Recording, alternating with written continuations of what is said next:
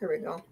Good morning. Welcome to the Light on Suitability podcast. I'm your host, Elizabeth C., with my co-host, special guest, Michael Gawlik. We're going to talk about Strategy 25 from Joe's book, 36 Strategies of Suitability. Credibility. You must be brutally honest. I'm just wondering if that doesn't apply to all of us. Joe said he's going to turn up, but he's not feeling great. So we'll cut him loose anyway. Mr. Haytas started out by saying, accept responsibility for your actions. Be accountable for your results. Take ownership of your results. Brian Comeau. And it's just interesting. This chapter is it's not just for people trying to get paroled. It's for everybody. And I'll tell you what, people struggle with taking responsibility. The defensiveness in the majority of the people that I encounter, even myself, is actually pretty profound. I don't know what we're so afraid of, but we are afraid. It's probably rooted in some deeper core issues. But credibility, he says, is the quality of being believable or trustworthy, the quality, capability, or power to elicit belief, the extent to which someone can be believed or trusted based upon past and present conduct and words. And he's just saying, don't lie. Don't evade the truth. Don't minimize. Don't make excuses. I just love that. I'm just coming up against that with people in my life. It's just the excuse making, the minimizing, the fear of telling the truth is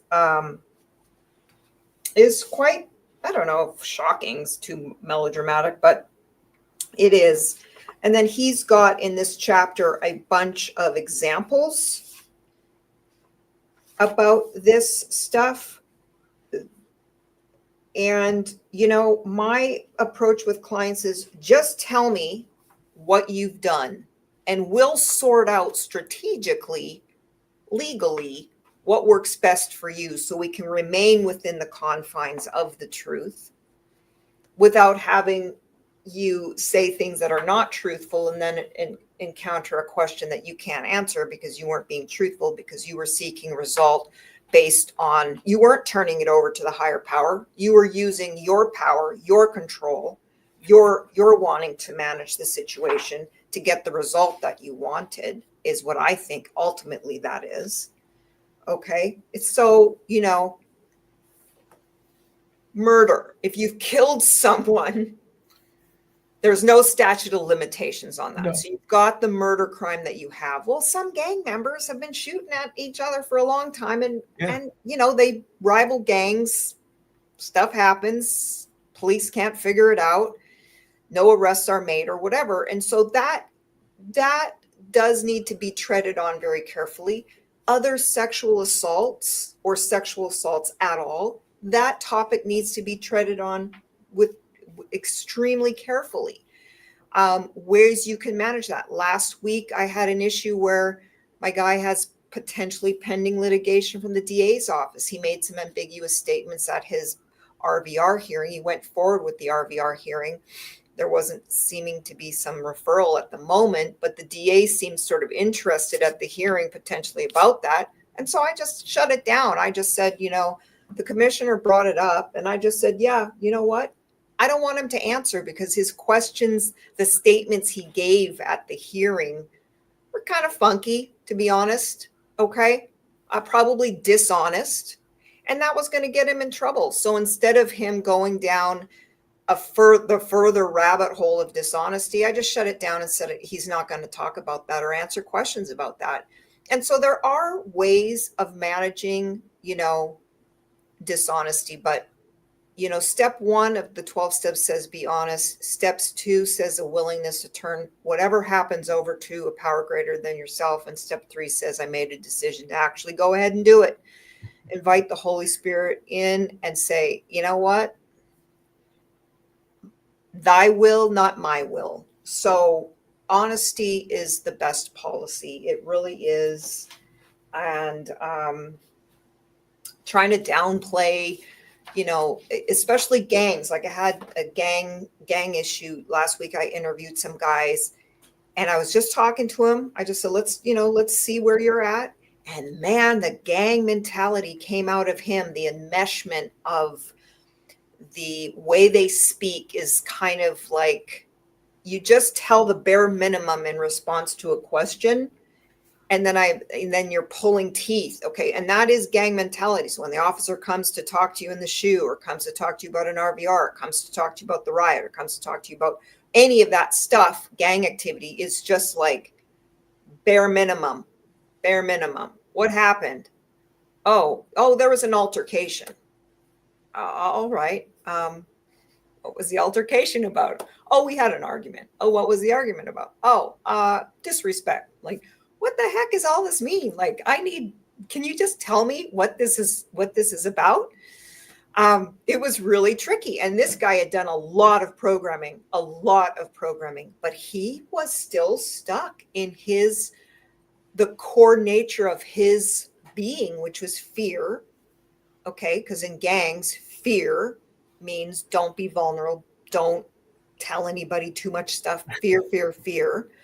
And so we really talked about that. He really saw that.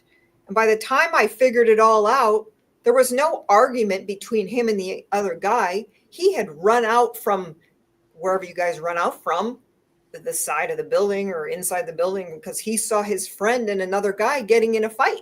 I'm like, you weren't even in an argument with the guy. You came running out and then you made it a 2-on-1. And you completely did not give me the full picture of what was really going on. You led me down this, well, he disrespected. And what did he disrespect? What did he say? When did you hear him saying this? Oh, I heard it after the fight. I go, dude, you got to go from scratch here. You can need to start over with this whole situation now, because really, when I asked you what happened, it should have been, I saw my friend and another guy in an argument. They were rivals, and I ran in to protect my friend. Well, why would you do that? Because my old gang mentality kicked up its heels, and I was off to the races in an impulse without a moment's notice.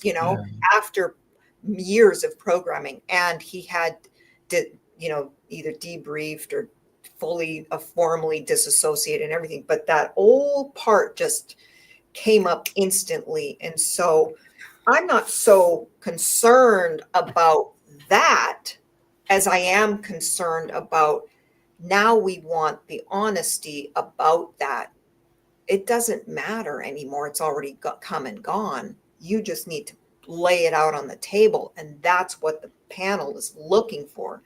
They're really looking to see if you can lay that out on the table like that. And most of the time, when you can do that, all this other little stuff that gets in the way is like, well, the officer said I did this curtain thing that I really didn't do.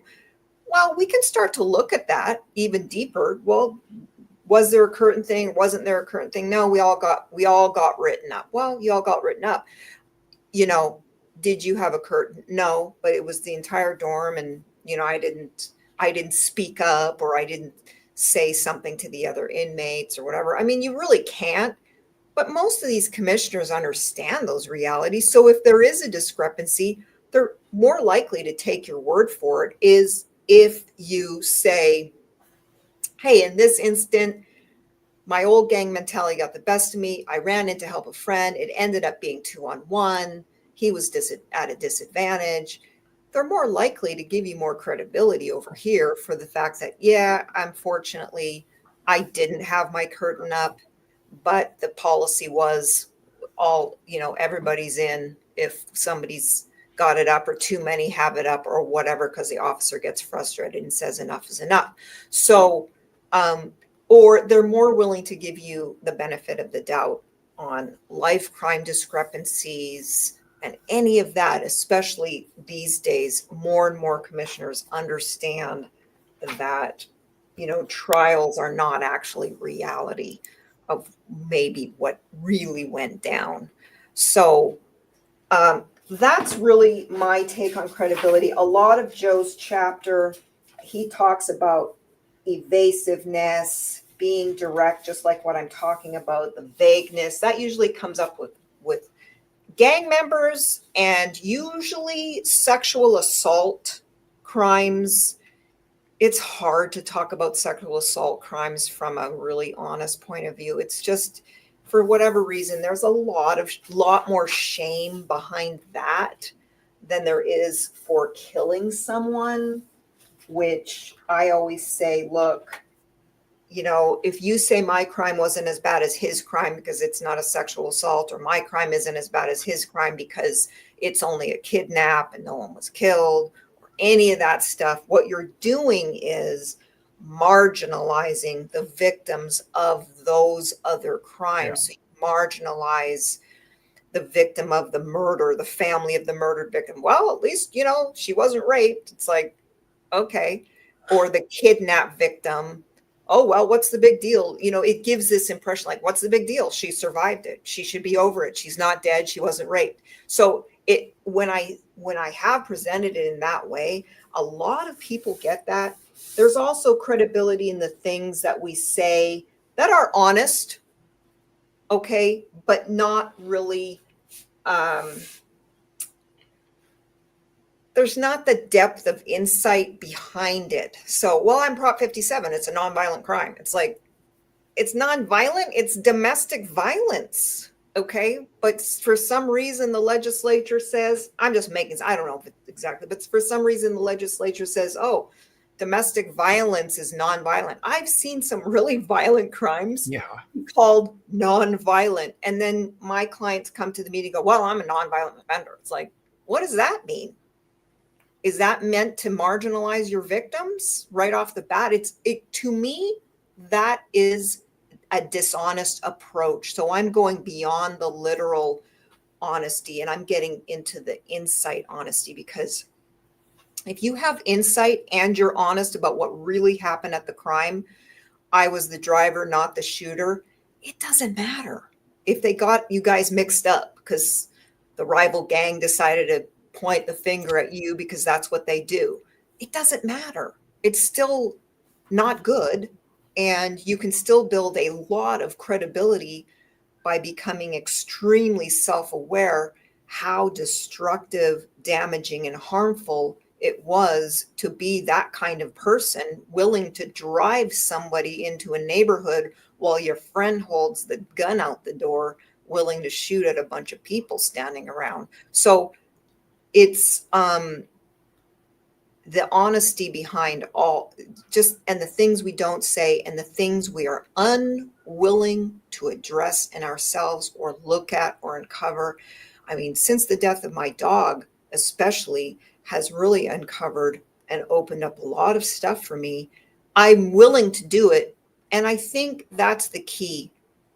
If you're not willing, you're not ready. And that's step 2. So to be honest, I think that step 1 should be willingness. I am willing to go on this journey. Step 2 should be, I have a problem. I have a problem, and my problem is disease of self, my inability to be honest, my inability to take responsibility, my inability to take accountability without minimizing, justifying, excusing, blaming. Blaming's another problem. Is it really honest to blame our parents after all these years? We can explain how we became this person, but ultimately we have to start taking responsibility. And then there's the other problem is like, well, I don't blame my parents, but you don't take responsibility. You're not honest for the journey that you're on. You're on this path of just, well, I'm just going to spiritually bypass over everything, layer it with some Bible verses or some spiritual principles and whatever, but I'm never going to get below the tip of the iceberg, which is way down here. I show my clients like this tip of the iceberg. That's just saying I'm willing. Now I'm willing to say I have a problem. Now you're down here. This is the big work here. And that's really hard, because then you really have to look and say, you know what? I made all the freaking choices. Yeah. Mom was this and dad was that, and my husband is this and my sister is that, and my whomever is coming into the picture. But ultimately, most of the time, unless we're children, we made all the choices, or unless we were ambushed or something. Other than that, and even then, although I don't like to use this because it's not really fair, but sometimes in our life we attract certain realities into our world because we need a massive wake-up call in a way that's not happening, like the death of my dog. In some ways, I don't know if this is true or not, but in some ways it's like the universe needed to get my attention, and I wasn't paying attention. And it's like, I'm not saying that, okay, good, the dog's dead. I'll never say that. But it did wake me up. And I think that's analogous to people going to prison. It's a big freaking wake up call to doing a deeper dive into the work of who I am, who we all are, because ultimately, apparently, we're not separate. We're not as separate an individual as the ego and or Satan tells us we are. We're actually connected in some ways. And that's a very difficult thing, but we remain disconnected by all of these ego-driven behaviors, beliefs, thoughts, words that we use against each other to hold each other back. And so the choices that we make, our illnesses, our circumstances, our poverty, all of that is probably by choice. And I do say there are a few exceptions, because children aren't making those choices ultimately. And then, like I say, even randomness though. But anyway, I went way beyond Joe's chapter, and I want to weigh in with my good friend here, Michael, who's probably got lots to say about it. All right. Well, thank you, Elizabeth. Let's just start off with brutal honesty. It took me a long time to be honest with myself over the fact that I murdered a man. And for a lot of years, I blamed everybody else. I blamed the victim. I blamed my life circumstance, which turns out, the more I explored that was a series of choices I made that put me in that life circumstance. I blamed my parents. I blamed all kinds of things. Everything I could find, I blamed. And all that did was stop me from growing and healing, and disrespected my victims. And I say victims because, any crime we commit, it's not just one victim. It is a whole ripple of victims out there. I mean, just looking back at the men that I murdered, my ripples of victimization literally spread throughout the entire world. There were children down in South America that this man was supporting, that he would go on a mission once a year and help with their village. He would send money. All that stopped. So literally, my victimization spread across the world. And, looking at that, yeah, it's painful to realize that, not only did I end a precious life, but I destroyed all kinds of lives around me. Nobody wants to admit that. It hurts. just the shame of that carried me years and years and years into my prison term.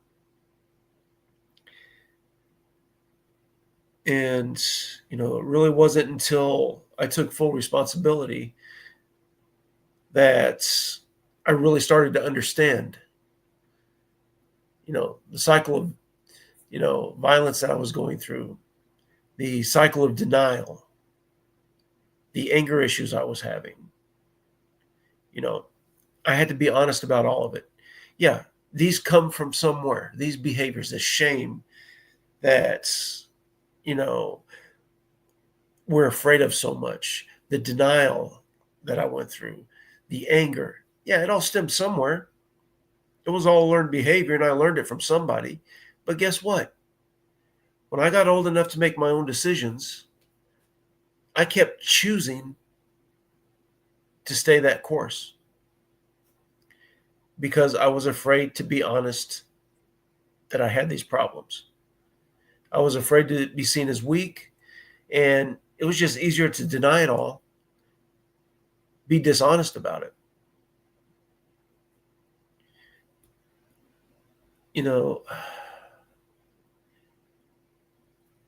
There's a term that I really like. It's integrity. And integrity goes way beyond honesty. Integrity is about doing the right thing even when nobody's watching. Because let's face it, if we are spiritual people, somebody's always watching, even if we have nobody around us. Our Creator is watching us. And we're watching ourselves. And, as hard as we try to, lying to ourselves really doesn't work because deep down inside we know. And that's why we work so hard at denial, at minimization, at all the things that prevent us from being the people we can be. And ultimately, for those of us going to board, it is that dishonesty that keeps us in prison. Now, whether you decide to speak on your crime, that's between you and your attorney and the board. For some people, we need to discuss this. We need to sit down there and have this honest conversation. But like Elizabeth was saying earlier, there's some situations to where you have to tread carefully, and that's what your attorney's for. Listen to your attorney's advice. But when it comes down to it, when you open your mouth to speak, just let the truth come out.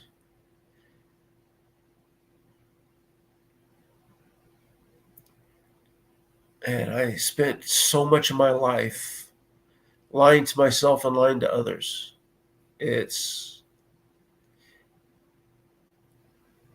kind of scary looking back at it, because with our lies, our minimization, our denial, we hurt more than just ourselves. We hurt a lot of people. And, it's great to be honest and transparent and everything to the board, but we have to start internally. We have to be honest with ourselves, and we have to be brutally honest, because, until we break that barrier within ourselves and get past that fear, I just lost your screen. But yeah, with that fear, there's a lot of things that. Are you still there? Yeah, I'm still here.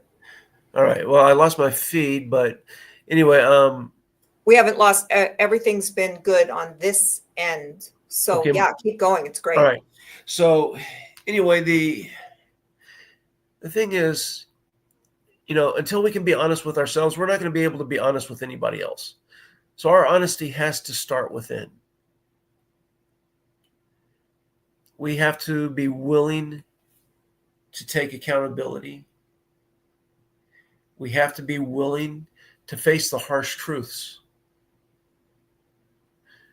We have to be willing to say, hey, these are my fears. This is how I'm going to face them. And I'm going to embrace this honest approach to it.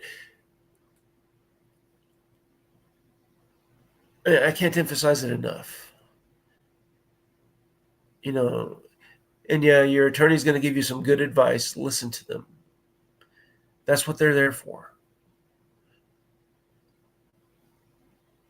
But I just can't, I don't know. The sheer fact that I was dishonest for so much of my life actually has such a negative impact on me. And I look at it, and that's probably the thing I'm really most ashamed of after murdering a man, was the fact that I lied to so many people so often. I've been spending the last large part of my life rebuilding that credibility that everybody's talking about. It's, I'm finally getting to the point where people are starting to trust me again. And that comes from being honest. We've gone, like Elizabeth said, down the rabbit hole a little bit here, but,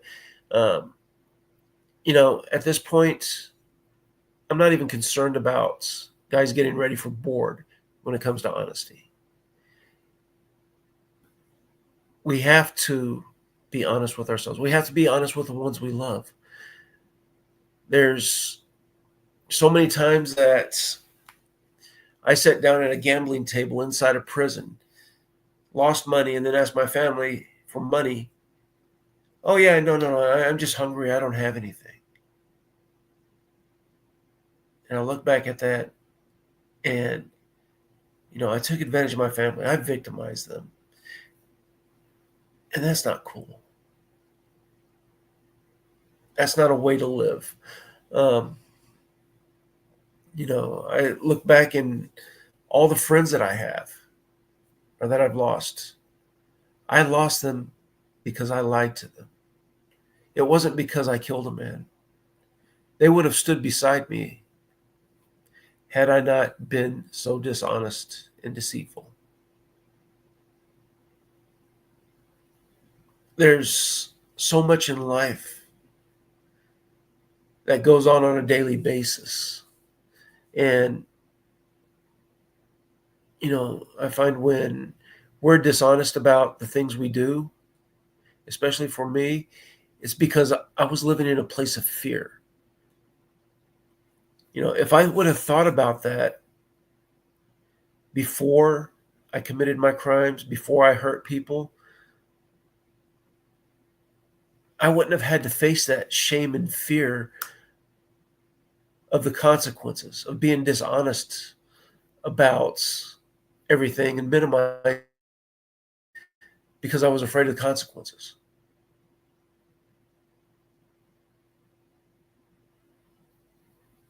And, just like everything else in life, it comes down to our choices. And, being honest across the board, transparent, open, is going to make a big difference in our lives. We may not like the outcome of everything that happens from being honest. It means we're going to have to face consequences.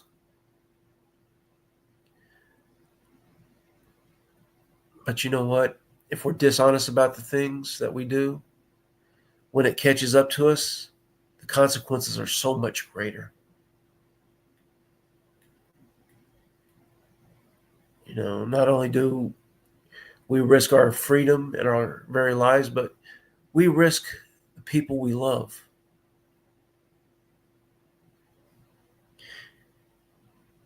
And I don't know about you guys, but for me, I've come to realize that no amount of shame, no amount of fear, no amount of my own personal cowardice is enough to justify hurting my family and the people I love. So I've come to the point in my life to where it is just so much better to be open and honest.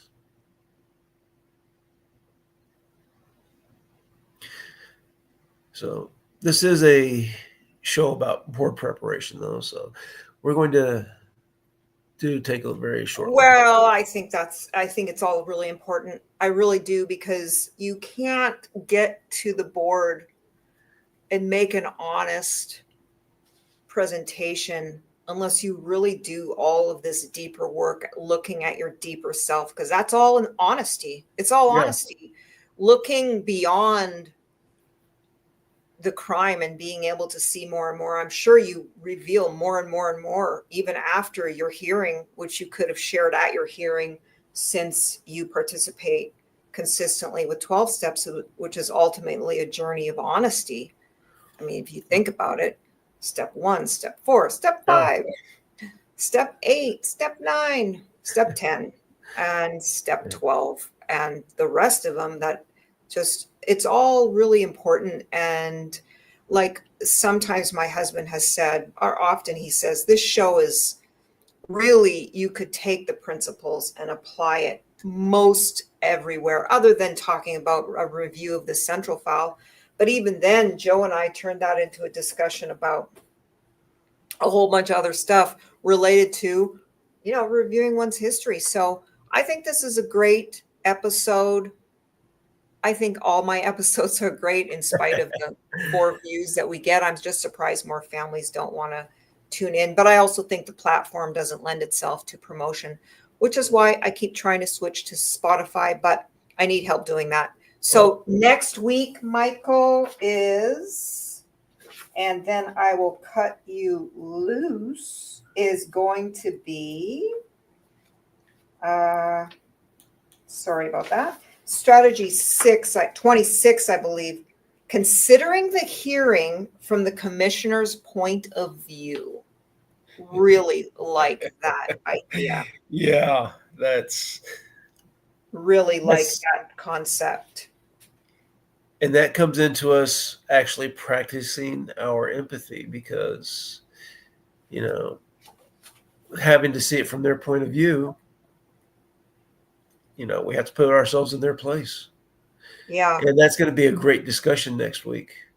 Yeah, I think it will. Hopefully Joe's feeling better. I wish him the best, obviously, and we both do. And I appreciate you so much for coming on board with me today, Michael. As always, I enjoy seeing you so much and hearing about the progress you're making. I know you're making a lot of progress and doing a lot of exciting things at the prisons, and making your amends every day. Yes, absolutely. So one thing real quick, I just looked up on Spotify, and Light on Suitability is on Spotify. It is on Spotify, but these episodes aren't going on there. Oh, okay. That you'll see their old episodes, I think.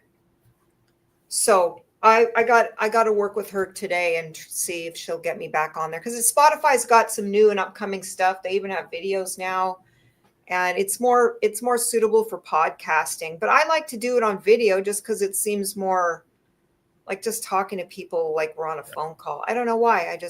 I think the video adds an element of personalization or intimacy, whatever, in terms of the connection between us. So I will see you soon. All righty. I got to go chase some dogs. They're chasing some pigs. Okay. Well, have fun with your dogs. Thanks. Bye. Bye.